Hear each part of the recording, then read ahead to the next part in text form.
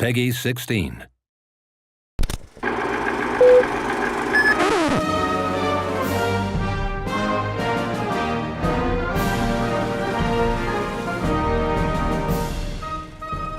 We are extremely proud to be able to create Tropico 6 and build on the unique creative foundation that was introduced over 20 years ago and refined by Hamimont Games with Tropico 3, 4 and 5. Tropico 5 in particular received significant critical acclaim, and we see it as a great challenge and our duty to improve on that.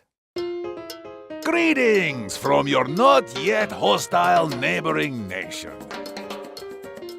For us, everything started with a new engine. Taking an existing game from 2014 and designing a new game around it wasn't an option for us. We wanted to build Tropico 6 from scratch and diverge a little from the cartoonish visuals the game had in the past, introducing cutting-edge graphics and realism to the series. We sat together and thought about what makes Tropico great and what might have hindered it in the past.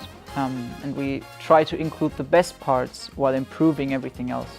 That way, the Tropico identity stayed alive, but it looks and plays better than ever before in the series. Going bigger is an obvious choice for a sequel, but we wanted to create something special and not just, say, increasing the size of a single island. The idea of having multiple islands totally makes sense when you look at the setting of the game. In real life, the Caribbean islands are rather small and numerous, rather than being a single landmass. To populate these islands, we've included more than 150 buildings into the game, of which the most commonly used ones have up to 4 different variations. It's 50 more buildings than in Tropico 5, not including the variations. With the idea of multiple islands, we also had to think about the ways that your citizens reach those islands. We also wanted to give the players additional means to interact with the different islands. So that's where additional means of infrastructure and public transportation came into play. We have bridges with which you can easily connect islands, we have tunnels that can create shortcuts, and we have telepherics that allow you to reach higher grounds. At the heart of El Presidente's island's paradise sits the palace, imposing, regal and beautiful. In Tropico 5 there was the option to build a complete family tree of presidents. But for Tropico 6 we ditched the dynasty system to focus on the one true and only great leader. Rather than introducing offspring that surpasses El Presidente, we try to think of more ways to customize your own avatar and make it more unique. The same is true for the palace, which has customizations ranging from imposing statues to inflatable tubemen. It's all up to you.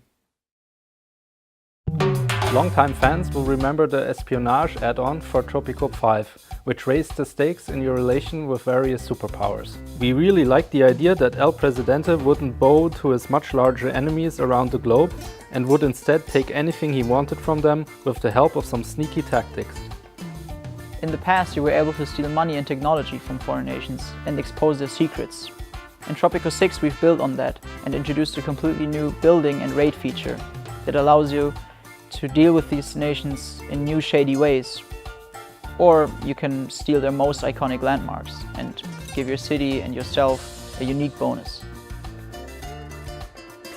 Election speeches were also dropped in Tropico 5, but we decided to bring them back, and again we've added some more variations to the feature. Last seen in Tropico 4, speeches had a significant impact on your citizens.